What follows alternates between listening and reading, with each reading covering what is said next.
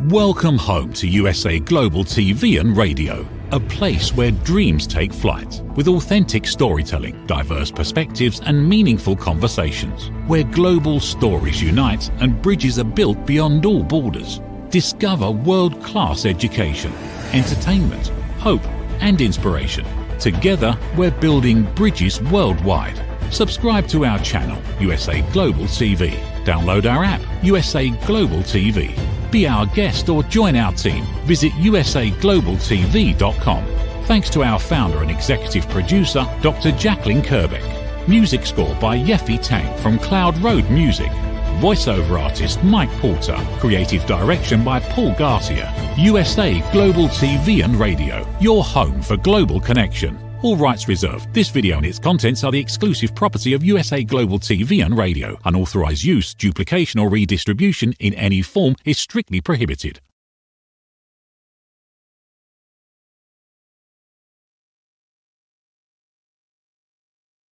Hello and welcome to this episode of A Woman's Prerogative, where we provide high-class education for all our viewers. We also encourage our followers to have access to free content that will help them in their journey on Earth.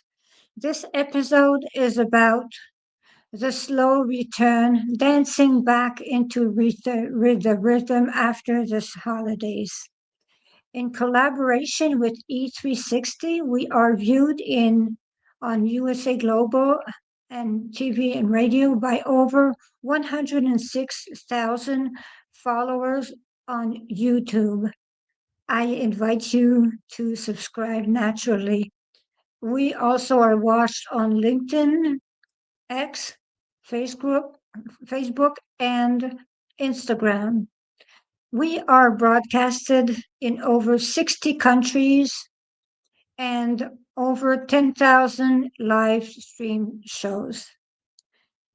This show is co-hosted by myself and the wonderful Dr. Jacalyn Kerbeck, who is founder of this station and also the producer of the show. She teaches elevated listening and is an Amazon best-selling author.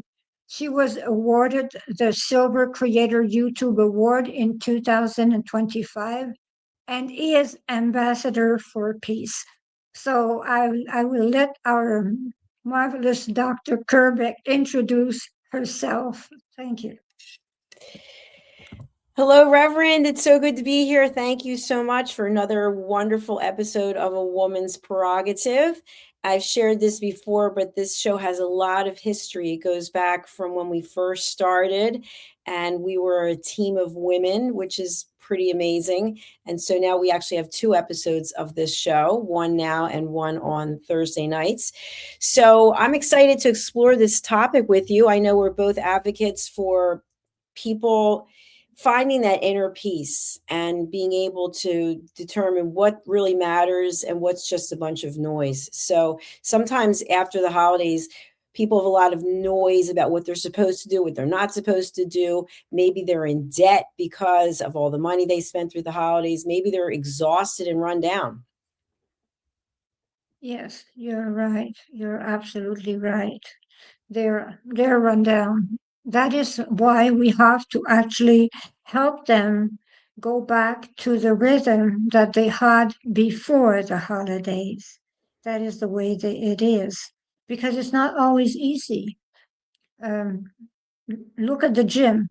Going back to the gym, you are back at the gym. You never left the gym. You're always there. But as for me, I am neglectful. I had 3 weeks where I did not do anything, and I am paying the price. So that is the way it is. So I am paying the price of not going to the gym. Well, I do the gym at home actually, but for 3 weeks, I enjoyed myself, and I took the time to be ill also. So You know what, that was Reverend? my holiday. I'm sorry to hear that you were ill. It's interesting though, many times after we're under a lot of pressure to get things done, we will get sick. And I've shared this numerous times that the body just starts to break down. But I do have a special announcement just because we're talking about the gym. Today, later today, I will be going to a place called Solid Core. I'm not a paid spokesperson. I keep waiting for a check, but it's not coming. And today will be my 1,100th class. So I started in 2018 and I had to take a couple years off during the pandemic to take care of my mother. There was no Solid Core where we were, but it's a big day, especially for a 62-year-old woman. So I'm excited. Wow, that is really amazing. That is impressive, actually. Very impressive. Yeah, it's Wow. so when you think about adjusting to routines, I think also our mindset, we could actually be creating new routines as a result of maybe having witnessed something about ourselves. Maybe we have come to terms with something about ourselves, or maybe even about our relationship or our community or our work. And so maybe we're setting some boundaries and deciding to do something else. What are your thoughts? Well, I think we have set boundaries a lot more. I know I have set boundaries a lot more during the holidays. And I realized I was very tired because I had to go here and there all the time. And then I realized, I'm not going everywhere all the time. And finally, my mother-in-law decided that she was coming here. And we had a wonderful time with my mother-in-law, and she even came with two dinner. So the thing is that I was lucky enough to have my mother-in-law bonus my sister-in-law, and two dinners were ready, so that was wonderful. That's fantastic. Thank you for sharing that. Something else I just want to mention, you live in a part of the world where it's very cold. And I think that that can also have an impact on not yours per se, but in general, when it's very cold, sometimes people don't even want to go out. Sometimes people just say, you know what, I'm not leaving my home today. Has that ever happened to you? Yes, it does. It does actually, because at one point it was minus 32 degrees Fahrenheit here. Oh my Uh, I was doing a show with you. It was minus 32 degrees Fahrenheit here. So the thing is that you were wondering how I could do it. But the thing is that I even went and bought myself a new ski suit because it was not warm enough. What I was wearing was not warm enough. So that is what I did because I was avoiding going outside, and I had this mask. If you had seen only my eyes, we could only see my. But the thing is that I enjoyed myself.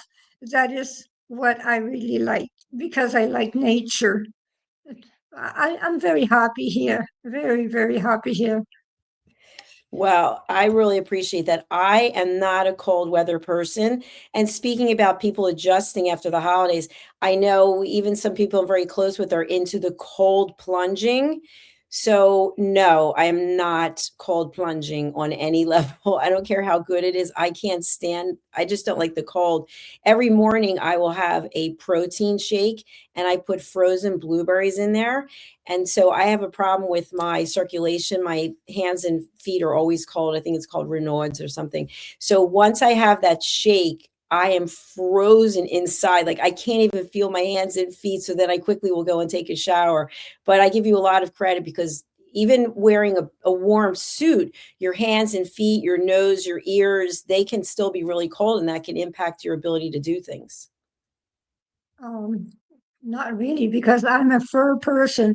Fur hat, fur mittens, fur scarf. I am fur. The thing is that, for those that are anti-fur, I am very sorry, but the thing is that I keep myself warm, and I do not, yeah, I am sorry. The thing is that I was a vegetarian, but I was still wearing fur. So try to figure that out. That was something difficult to understand. Very difficult to understand.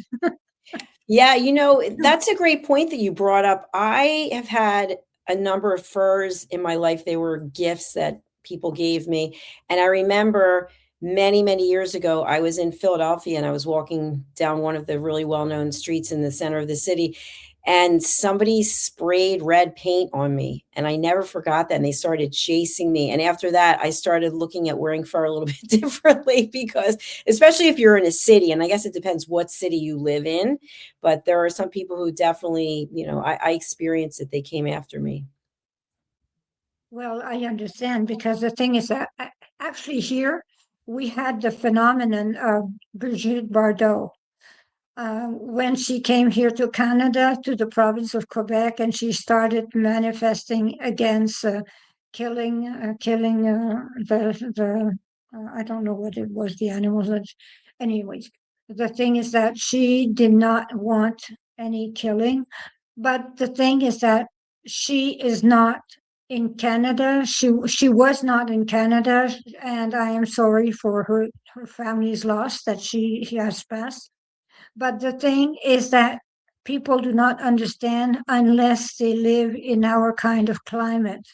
They do not understand that only fur actually keeps up warm because it is so cold sometimes that actually your bones freeze. So that is the way it is. I come from a place that one day they closed the school, the stores, they closed everything. The police set the alarm because it was minus 101 Fahrenheit. So the thing is that I was in a mining town in Upper Canada. It was 5,350 degrees in elevation above sea level. So the thing is that it was that cold. So we buy fur because we need it. Yeah, thanks for sharing that. I love that perspective. That makes a lot of sense. So, with the holidays being behind us and people getting into new routines, or I know some people who are very depressed also because the holidays are over and they look forward to them all year and they build up, and then it's kind of like, okay, now what am I supposed to do? How is it that you work with people? You're an empath and Reiki and all the things that you do. So when people are coming to you and telling you that they're having a hard time adjusting, what do you suggest? What do you do to work with them? Actually, what I do is that I study their environment because everything comes from the environment, not only the person, actually, because being a holistic nurse, being working in metaphysics, we work with energy.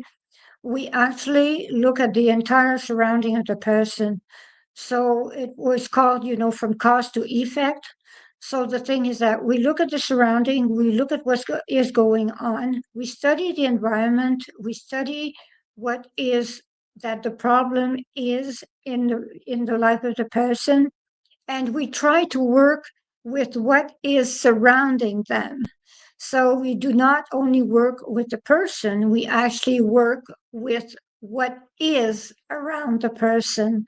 So sometimes we will have to include the family. Sometimes we actually do interviews with family members to help them, because sometimes family members are in crisis and there are more than one person in crisis, and they do not realize that one has an impact on two.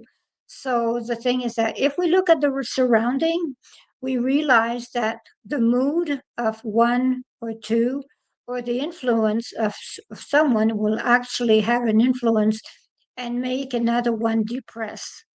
So this is the way to go. That is outstanding. And when did you start doing this work actually? I was like 24 years old when I started that. I started with guided imagery. Actually, I started with guided imagery. I was leading people to actually go beyond what their possibilities. I was helping people imagine something that they did not. I was bringing them in other realities because there are many realities. We know that. Well, many people know that.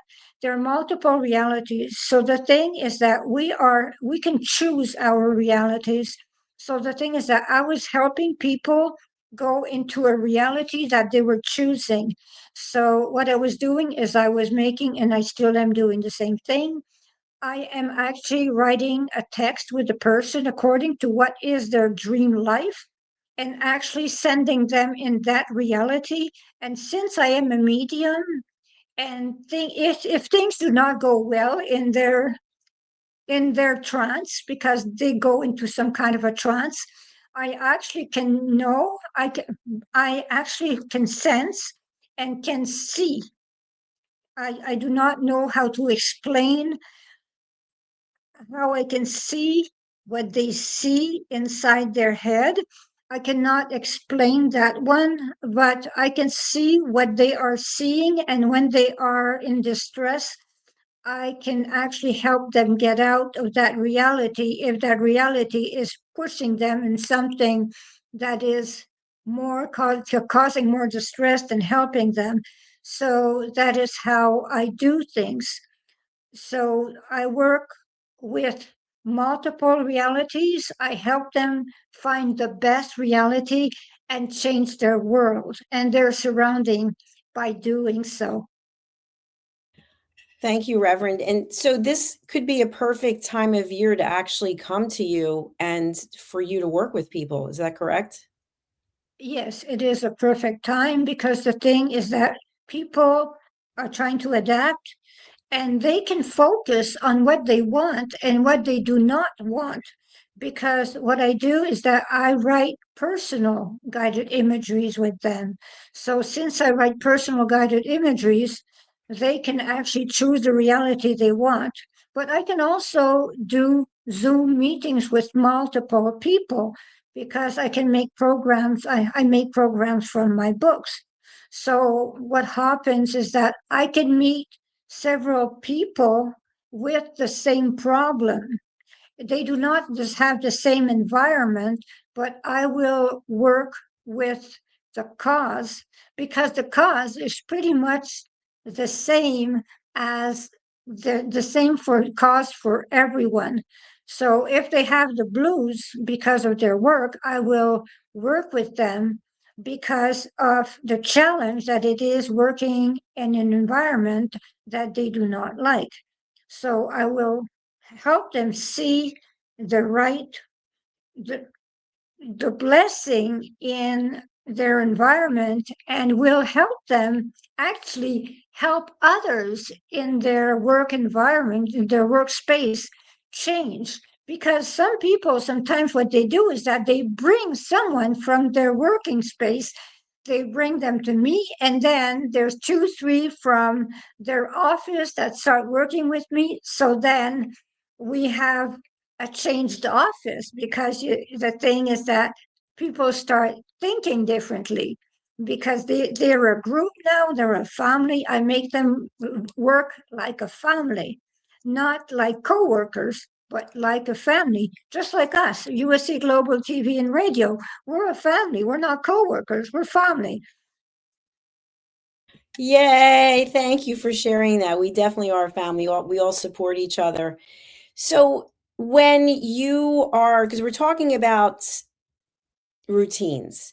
And so does someone have to be fully committed to engaging in a new routine?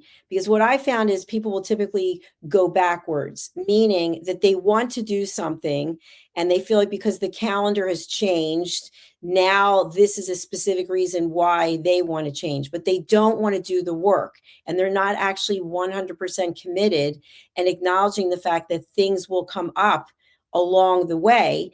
And that's just meant to test us, not to say, okay, don't do it. So, how committed emotionally, spiritually does a person have to be in order for new routines to come into play? They have to be very committed. They have to want. I cannot do the work for them. They have to do the homework. the thing is that, I always say, if you're angry at the universe, it's like being angry at your teacher because you did not do your homework. So that is the way it is. And as for discipline and commitment, I always make a joke about that one because people say, well, I'm going to start slow.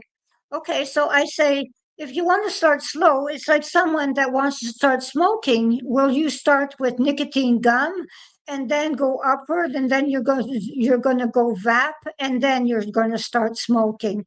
So the thing is that you're talking to me with something that is so illogical that I do not understand. You're not going to start easy. The thing is that you have to go and jump in the reality that you have to do it. That's all. You do not go backwards. You go forwards. That's the only way is go forward. That is probably one of the best analogies I have ever heard, actually. I love it. I love it.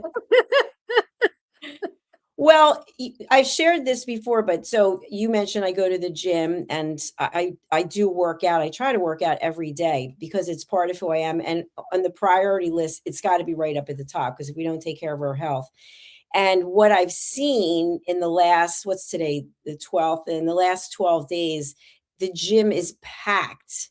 It's absolutely packed. Solid core is packed, wait list only. But I know, because I've been a fitness instructor for a number of years too, I know that in February, early March, it's going to go back to the same way because people either want to jump in fully and they're not committed to it. Oh, I'm going to go to the gym. Well, you haven't worked out in years. And all of a sudden now, because the calendar changes, you're going to go and completely change your mindset. And then you're going to get injured. Or else they're going to just tap their toe into it and see how it goes. It's like, no, you need to have a plan. Maybe have if you can't afford a trainer, maybe go onto YouTube or go into places where people have content that you can actually look at. But you've got to know what you're doing so that you don't get injured. So my question for you is, how does someone actually come up with a game plan, a business plan, a strategy, even when it's for personal development, and even having accountability partners like yourself so that they're not going to start off doing something and then knowing they're going to fail, and then it's going to set them even further backwards potentially? Well, having someone that you're accountable to is very important because the thing is that you feel understood. I was doing this program, 10,000 steps. It started really funny years ago. It was for Black Lives Matter, something like that. So we had to walk 10,000 steps a day. So I decided to do it, and it was a February. It was a February month, I remember. And then, I got into the routine and then walked and walked and walked and kept doing it. So the thing is that you start by being accountable to someone. I was accountable to a friend, and from being accountable, you do the work, and you try to find something you enjoy doing. That is the important thing. You find something you enjoy doing, and you find a partner that you like, actually, or you join a group. If you want to, let's say, lose weight, you join a real group. You do not talk to artificial intelligence because they will not be the person to be really accountable for because it is something you cannot really interact with. So they do not have to lose weight for real. So the thing is that, you have to find someone to be accountable for. And it's important because the thing is that it works with emotions. So you have gratitude for them being interested in your progress, and you are interested in their progress. So that is the way it works. So you try to be accountable to a real human being, and you make groups also. So I know that I'm willing to start groups. I'm willing to start groups that want to want to be accountable for any kind, if they want to be in yoga, if they want to be in the 10,000 step challenge, I can start groups doing that, because being accountable to doing groups to walk 10,000 steps a day and reaching out and talking to one another, I can do that because it is really fun to actually have a community where you do the same thing. That is something that I could actually start with people that actually want to get in, get back to being happy and move. The important thing is to move. Even if in Canada it is difficult to walk 10,000 steps outside, we can walk them inside. That's very true. And I love this idea because when you join a community where people have like-minded goals, you can make new friends and you have a whole new group of people in your life, which is really cool.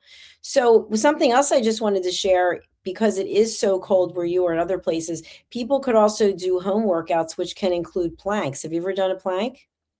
Yes, but I have difficulty because I have tendonitis. So the Mm. thing is that my arms, it's difficult. I cannot do it like too long. But I admit that I like doing plants. I do like it, and it is just that I am not as tough as you, because you go as far as 1 hour. You can go as far as 1 hour. So the thing is that, how is it for someone that's 62, 1 hour plank?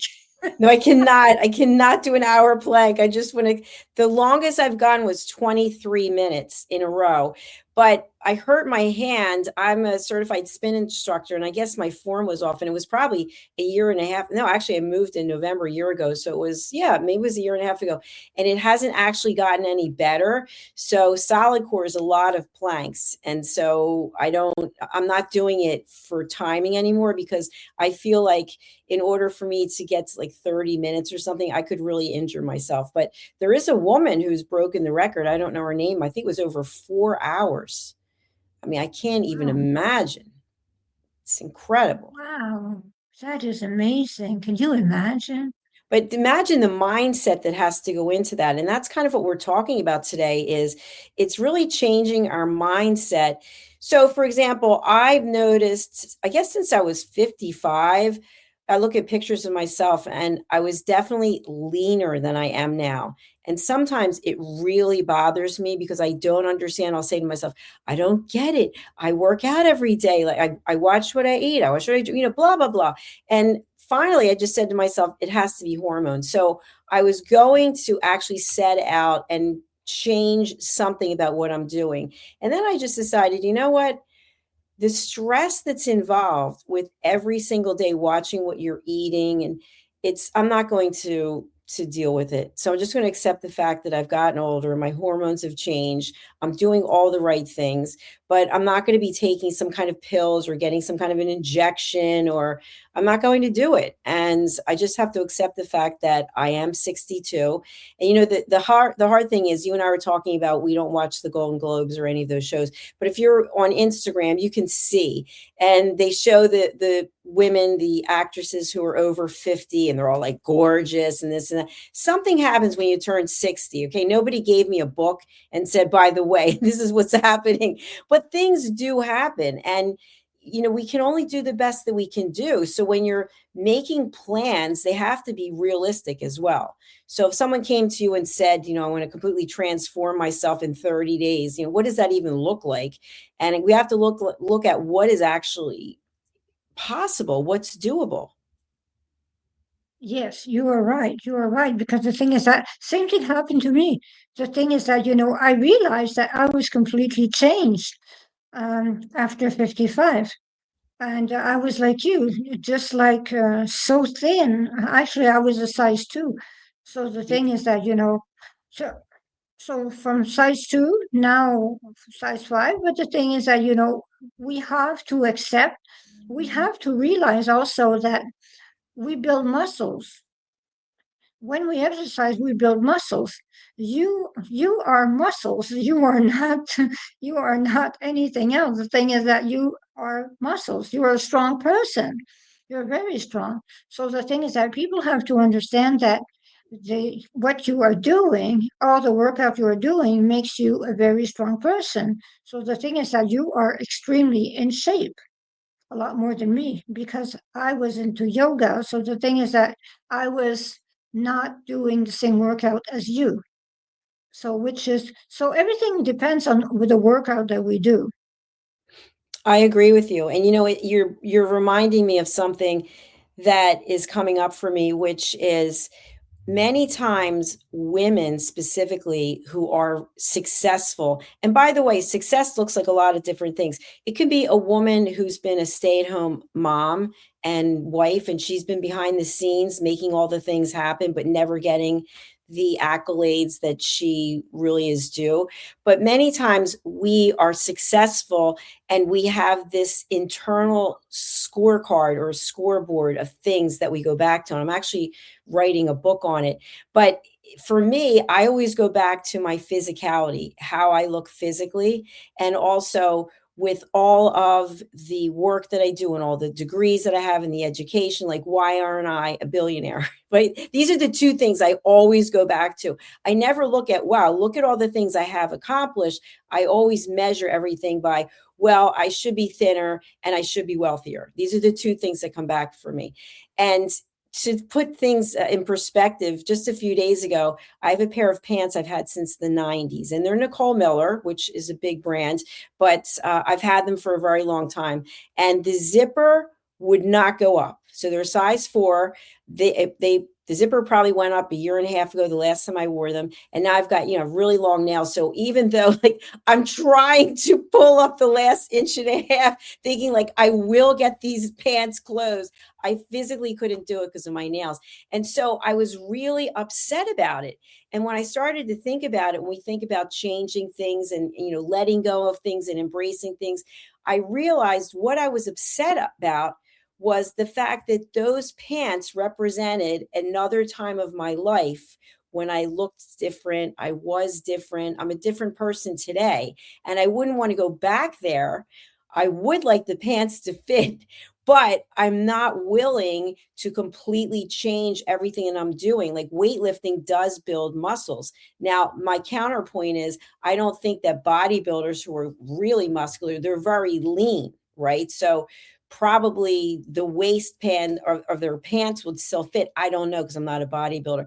But that was kind of a moment that I thought I'm experiencing grief that the pants don't go up because it's an internal scorecard that I've always had about my weight.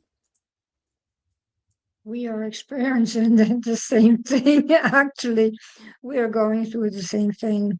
I understand you very, very well, because the thing is that,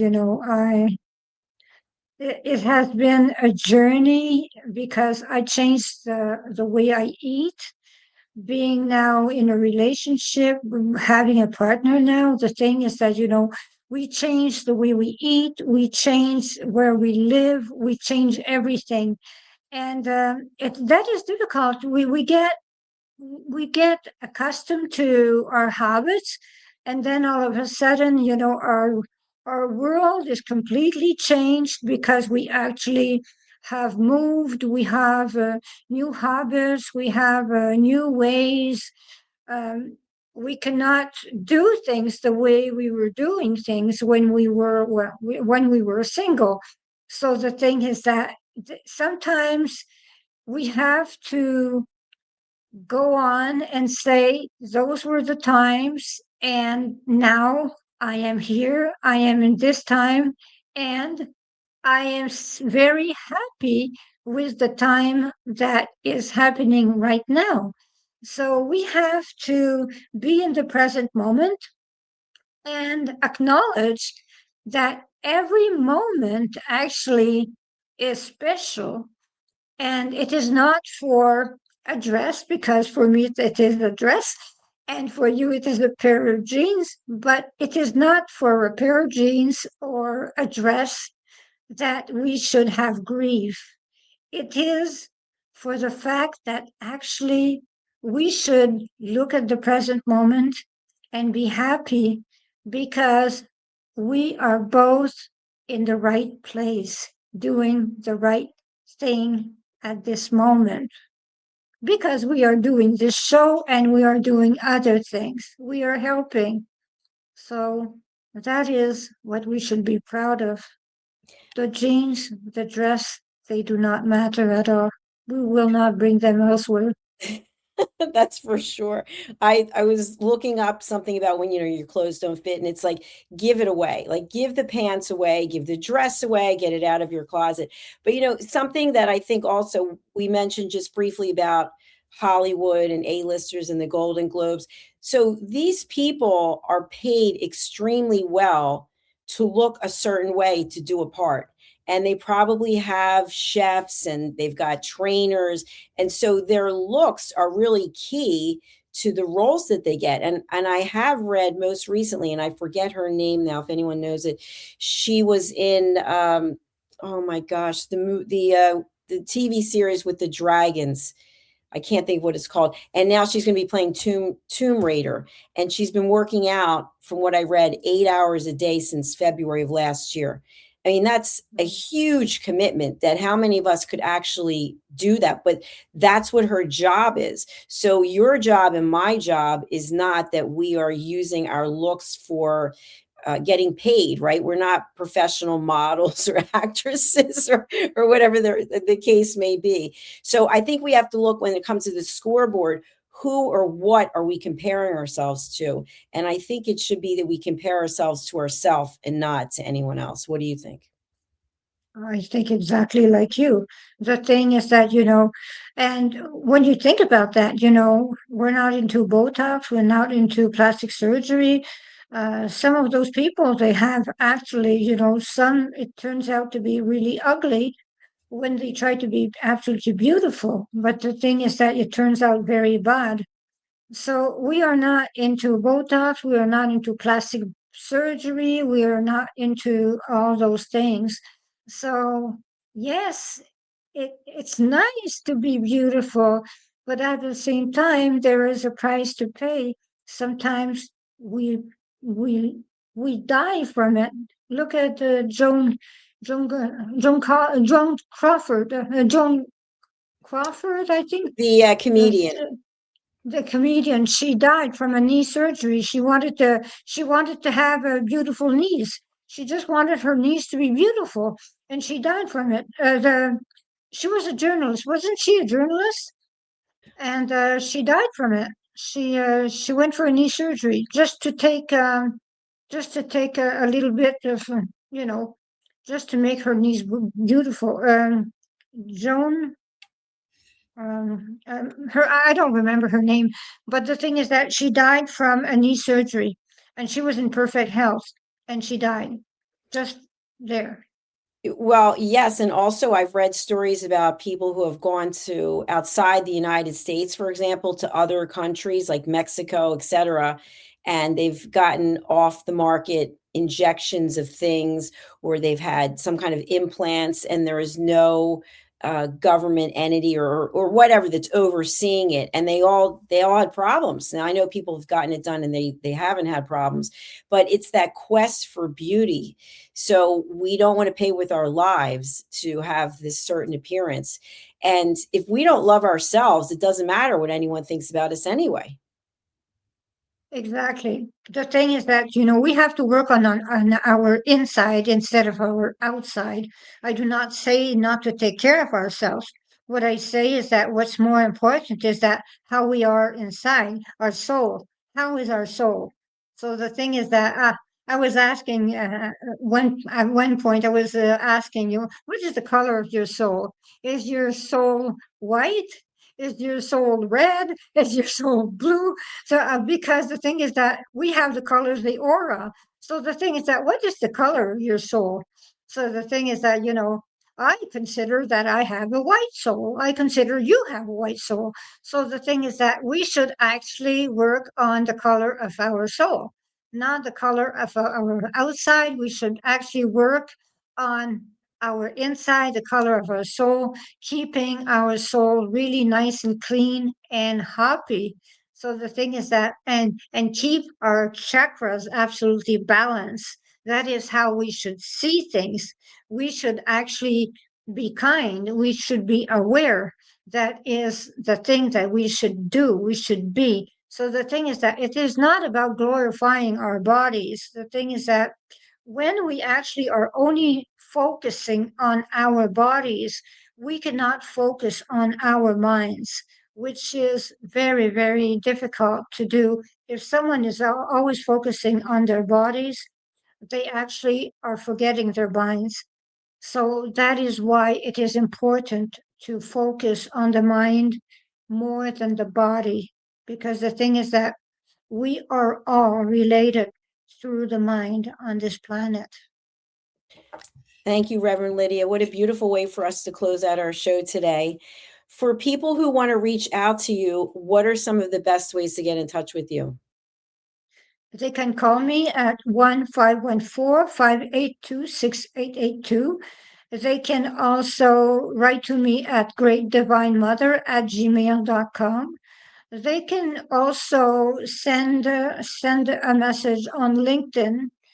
With they say there's the link, and they also can go to my website reverendlydiafougere.com, and I will answer them. No problem. I will be very happy to answer their questions and be there if they need an appointment. And on Instagram also, Rev Lydia Fougere.